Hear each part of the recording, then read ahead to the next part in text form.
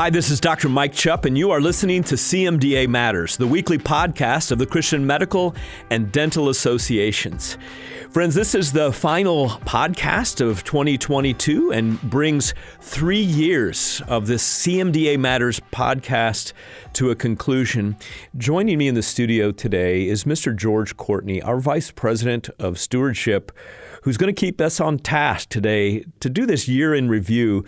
Welcome to CMDA Matters, George. Thanks, Mike. It's so good to be with you today on CMDA Matters. Excited for how God has continued to bless the ministry of CMDA this year. Just like last year, this is a role reversal. The shoe is on the other foot because I'm going to be answering instead of asking the questions this week. Yes, it's great to be here, Mike. And as we get started, I wanted to congratulate you and CMDA on CMDA Matters. It's really exciting to see that Spotify, one of the platforms that we use to broadcast CMDA Matters, recently ranked CMDA Matters in the top 10% of followed podcasts in the area of religion and spirituality. Yeah, George, I got this email from Eric Willingham, who distributes the podcast each week, and he said, "Hey, Mike, you want to take a look at this from Spotify?" And it was immediately endearing. I know that many people, including myself, listen on iTunes, their podcast platform, but Spotify, more and more people are telling me they're listening on Spotify, so it was great to get this data, and they told us that we're in the top 10% of religion and spirituality category. Also told us that the podcast is actually heard, I was surprised, in 20 countries, that we are in the top 10% of podcasts that are most shared actually globally. I think that's because we have a number of missionaries who listen on a regular basis. And then for all categories, George, we are in the top 10% of most followed podcasts, with over 40% of our listeners actually follow us regularly. That's awesome. All this great news is encouraging. What are some of the goals that you've had for CMDA Matters, and how's that maybe helping drive this success? And by the way, I am one of those Spotify junkies. Okay. I use Spotify to listen to CMDA Matters. It's a great platform. Well, first of all, I want to thank the team. We have a great production team. Rusty Sluter, who's our sound engineer, puts together the music and does all the editing. Great job. Mandy Moran is our director of communications, who helps with guest invitations. And we meet on a regular basis and come up with what are topics. And what we try to do, George, in answer to your question, is we try to have variety. That's one of our goals. We try to go through our 4 pillars that we're going to get to here in a minute, the 4 pillars of ministry of CMDA, which are community, advocacy, service, and equipping. And we try to spread the topics as well as the experts over those 4 areas to make it interesting. And therefore, one of our goals is that even non-medical listeners, including spouses of our members, of healthcare professionals, will be willing to listen. And I've had a fair amount of feedback from some of those spouses that they love to listen. That's great to hear, Mike. Those are wonderful goals for CMDA Matters. I think you're accomplishing that. I love the saying, teamwork makes the dream work, and no other place is that true than when it comes to a podcast like CMDA Matters. So way to go, team, and making this a regular success like it's been on Spotify and other platforms. Thanks, George. I think the other thing is I appreciate you and Bert Jones and Jeff Barrows and Bill Reichert. I enjoy having a co-host because they bring variety, perspective maybe as we discuss with our guest on the topic. So many people have contributed, I think, to the growth and outreach of this CMDA Matters podcast. So today we really want to focus on what God is doing in and through the lives of individuals that we have the privilege of ministering with and to at CMDA. I'm thinking about how broad CMDA is today and thinking through that. How many ministries are now under this umbrella of CMDA? Well, I get asked that all the time, George, and I always have to smile. It depends a little bit on how you define a specific ministry. But I counted through them this morning, about 45 ministries. That includes 15 subspecialty sections, and those sections have different kinds of activities.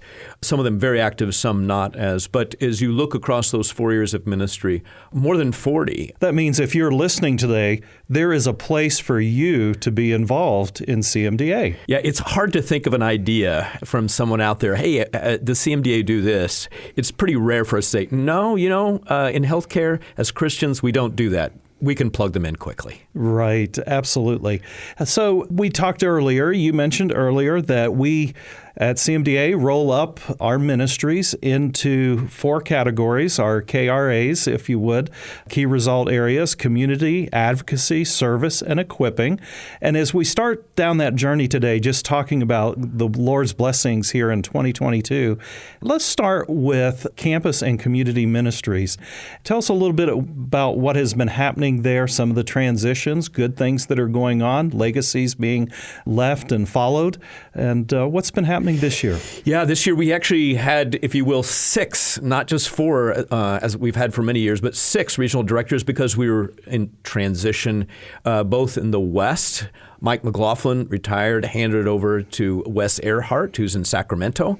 And in the Midwest, we had Alan Harmer, handed over to Connor Ham, who's in Cincinnati. And we've been looking at our national convention coming up in Cincinnati, and Connor has played a role as we prepare for that national convention in April.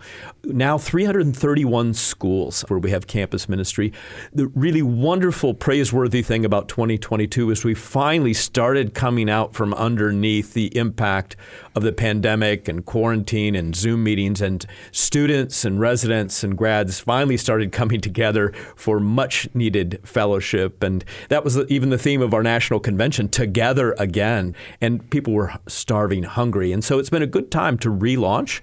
We're not back to where we were pre-COVID in terms of the numbers of students that are gathering and so forth, but it's coming back, and it's coming back quickly, George. How can our listeners be praying for campus and community ministries, for students and residents and graduate ministries? Wow, is that a fantastic question. George, in October, we traveled around. I was in 8 cities on what we called our Thrive campaign, advancing membership, and I was with a lot of students in a number of campuses. And on one campus in particular, a good group of med students came together, and we were talking about being open and being courageous and bold about pro-life views in particular. And one student, with a tremble in her voice, I remember saying, Dr. Chupp, those things I believe with all my heart. I know they're biblically consistent to protect the unborn and other issues on sexuality and marriage. But when we even say anything in our environment, in our medical school, there is so much opposition and we are verbally persecuted. How can we stand up for Christ in this environment? And I had to say, I didn't face anything like that, George, when I was in medical school. So my answer is pray for our student groups, our campus advisors, our area directors as they interact with students, that they will provide encouragement and support so that they can be faithful in their walk with Christ and standing on truth at a time when it seems truth has been thrown out the window. Being brave and courageous today on that healthcare campus has to be a challenge. And even if they don't speak up, frankly, George, we've been seeing more and more of our groups, if they just put the label CMDA on their group, research is done by the LGBTQ community to find out who CMDA is, and immediately that group is under fire. Well, that's certainly some meaningful ways that we can pray and lift up these students and residents in prayer. So let's think about the whole area of advocacy, Jeff and his team, and all the work that they did leading up to that great announcement, that great court hearing and in the Dobbs case.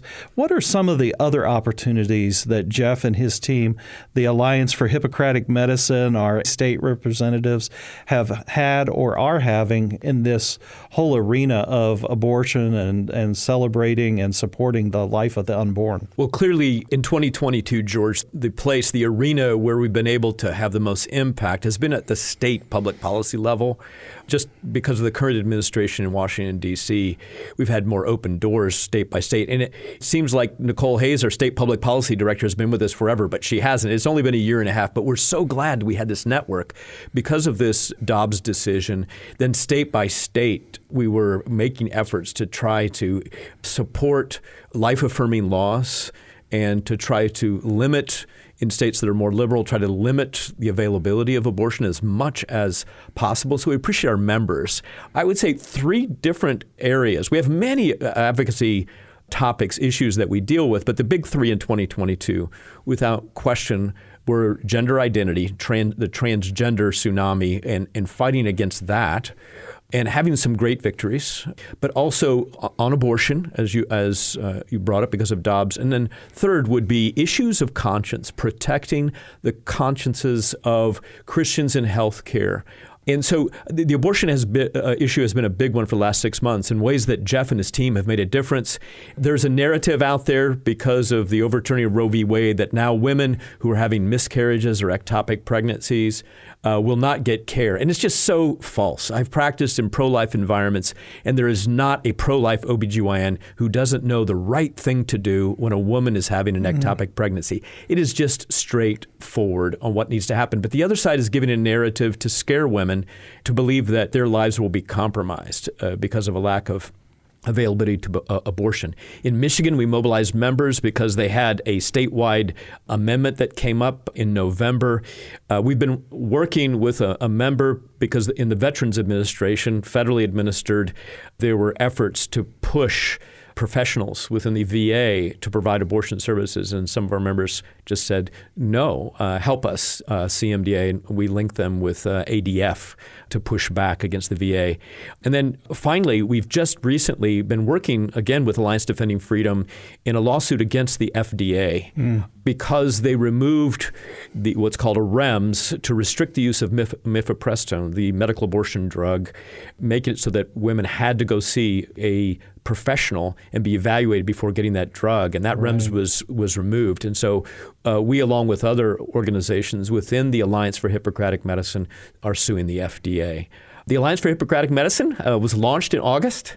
It is a collaboration between 5 different associations that believe in traditional Hippocratic medicine, CMDA being the largest, but also our friends at the Catholic Medical Association, the Coptic Medical Association of North America, CIMANA they call themselves, the American Association of Pro-Life OBGYNs, and finally the American College of Pediatricians, which is the counterpart to the American Academy of Pediatricians.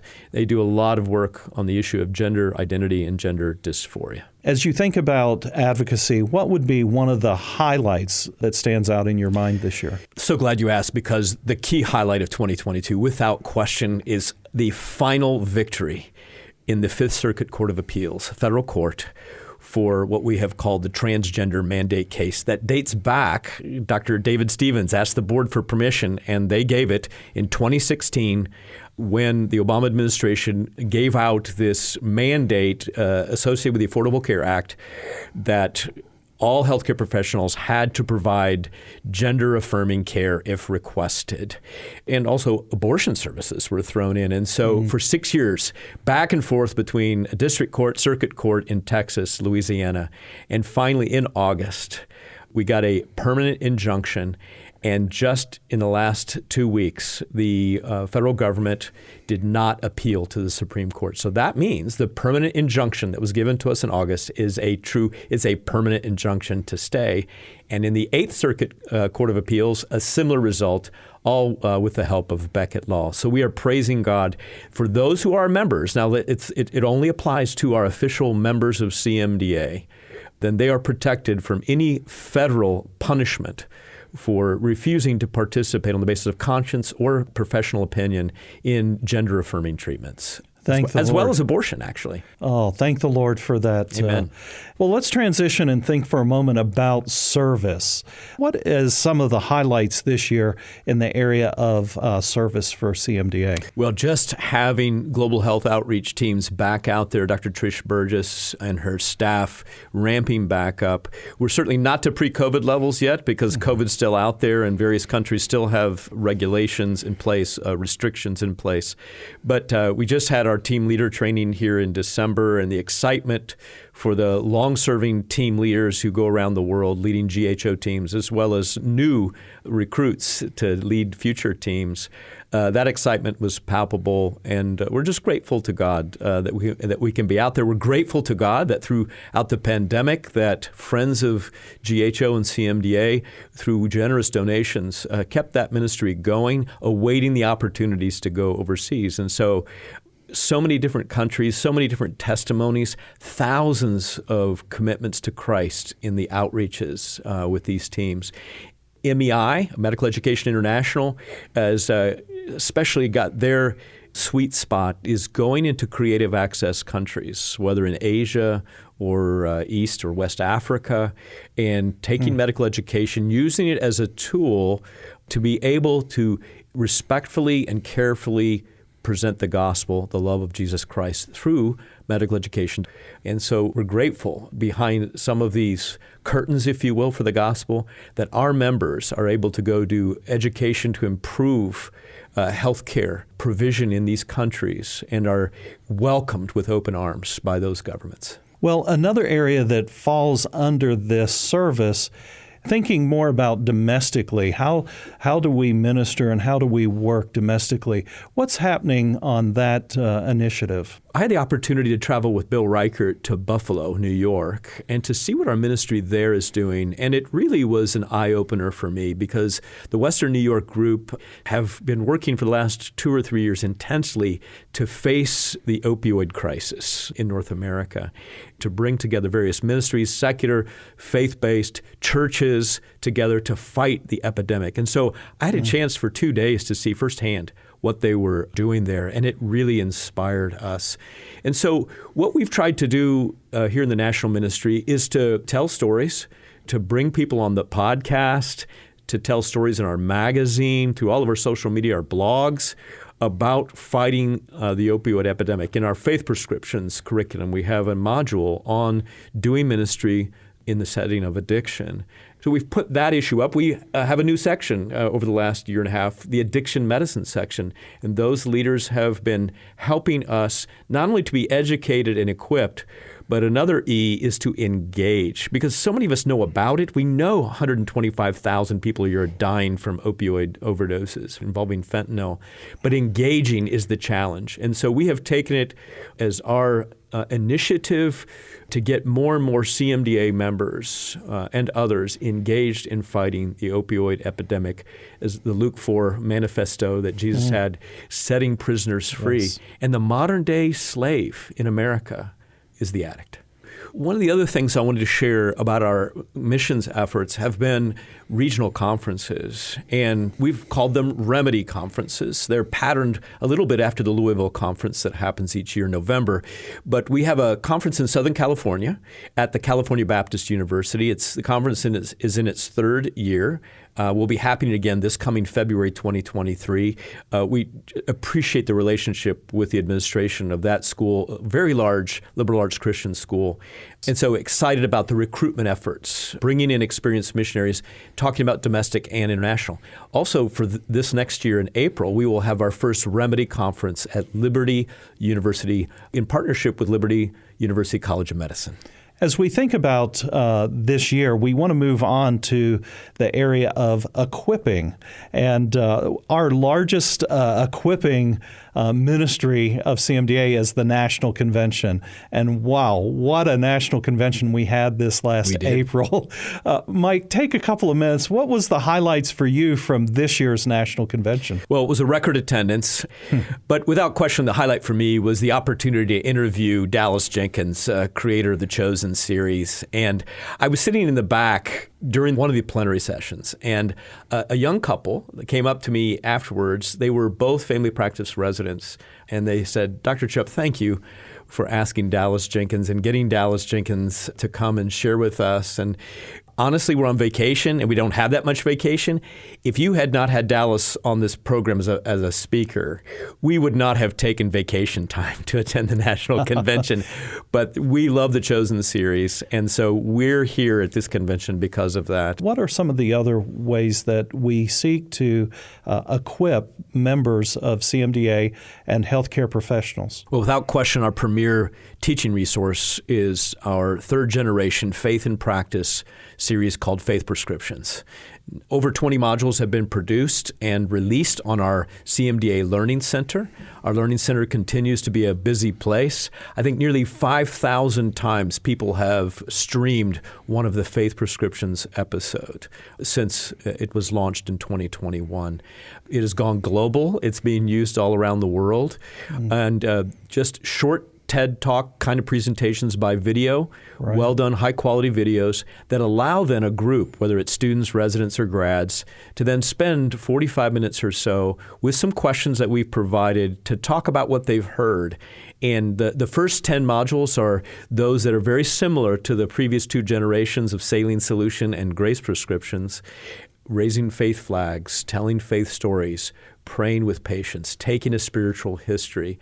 But we've added so many other topics. And now actually 25 episodes have been produced, and I said 20 have been released. So I want to encourage our members, others, go to the Learning Center, and whether you're doing it one-on-one or one on a group, students or otherwise, it's a very powerful way to be able to encourage others and yourself to integrate spiritual interventions into your practice. The other curriculum we have been continuing to promote and develop is Bridging the Gap, which is bringing medical science and the church together. And so our members, healthcare professionals, can take this curriculum, PowerPoint series, facilitator's guide, student guide, into their churches and talk about some subjects that are the cutting-edge topics, controversial topics of our day, dealing with bioethics, beginning of life, end of life, right of conscience, gender, sexuality, addictions.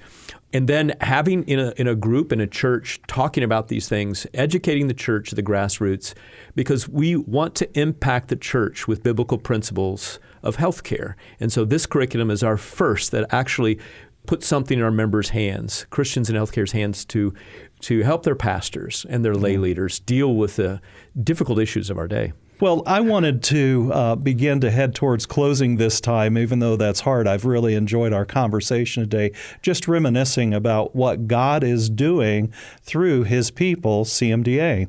My wife, as you know, Rose, and I both work in the ministries of CMDA, and what attracted the two of us to CMDA years ago was that the passion that the members of CMDA have, that they are willing to use their influence in their local communities for the sake of the gospel, but without a group of people who are really dedicated to praying, to serving, and to generously financially supporting these ministries, CMDA would not happen. I've come to think of CMDA as Christian medics with a divine aroma. And this year, a verse that I have applied to CMDA is from Psalm 16, verse 3, in line with what you've just shared. The godly people in the land, George, are my true heroes. I take pleasure in them. The godly healthcare professionals in our country are my true heroes. And I have taken such pleasure and have been inspired by them this year. Well, here in just another day, really 2 days from the time of this podcast, we'll finish 2022, and it's been a great year. We've reflected on how the mission of CMDA has continued to go forth, how the gospel is being heard by those in healthcare, and so many opportunities. Again, the financial support is important as we finish the year. We have a great opportunity in the next couple of days to help us get over the top and meet our financial goal of $655,000, and we're moving quite a ways towards that, but still need a little bit of help to finish up the year strong, just so we can be positioned in 2023. So as we think ahead to 2023, how can our listeners be praying for CMDA? What do you see on the horizon that really needs all of our members locking arms together, praying, and working together towards commonly in 2023? Fewer and fewer Christians, it seems to me, are being admitted to medical schools. I don't know about dental schools and the others, but certainly medical schools. Fewer and fewer Christians, it seems like they're filtering out. Christians are being minoritized, if you will, in medical training. So pray that we can help facilitate undergrads to figure out how to run that gamut. Christians, those of faith, to be able to get in medical school, and that the ministry of evangelism, sharing the gospel and faith to medical students who don't know the Lord yet. So for campus and community ministries, for advocacy, in faith, we have taken with Dr. Jeff Barrows and his team a big step of faith. We have grown that ministry in a huge way. Yes. And never has conscience freedoms been more threatened without question across America. Some people in some states, conservative states, may think that they're not touchable. That is not true. As a missionary of 20 years in Africa, I just was blown away when I joined Dave Stevens here in 2016 at what is at risk right now, George. And so we have grown this advocacy ministry. The wonderful friends at ADF and Beckett and Christian Legal Defense Fund, all those, they look to us first at CMDA on the issues. Can you help us on these cases? Being involved in advocacy requires resources. And so would you pray, would our listeners pray that God will provide champions for us to fund that ministry? Because dues doesn't touch it at all. It just, it's not enough. We need others to come alongside.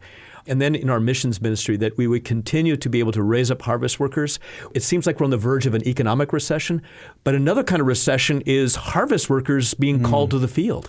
And so pray against this recession. There's an attrition rate from retiring missionaries coming off field. Sending agencies, their presidents tell me, Mike, we're struggling to recruit. So pray the Lord of the harvest would send out workers into his harvest field. And then in equipping, the other area of faith and stepping out, we hired Pastor Burt Jones, who's now Vice President for Missions and Member Care.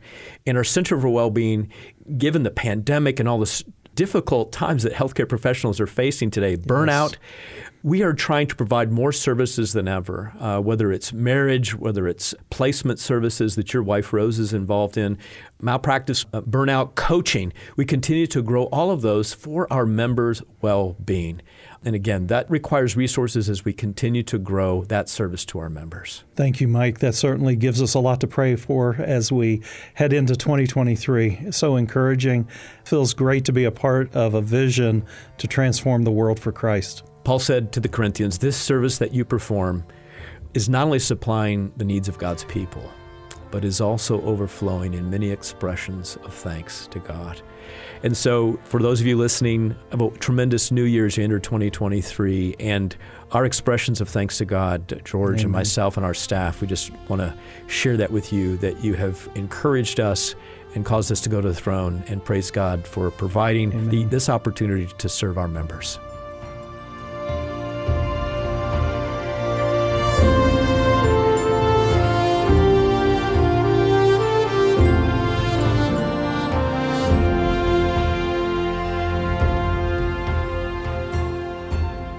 This podcast has been a production of the Christian Medical and Dental Associations. The opinions expressed by guests on this podcast are not necessarily endorsed by the Christian Medical and Dental Associations.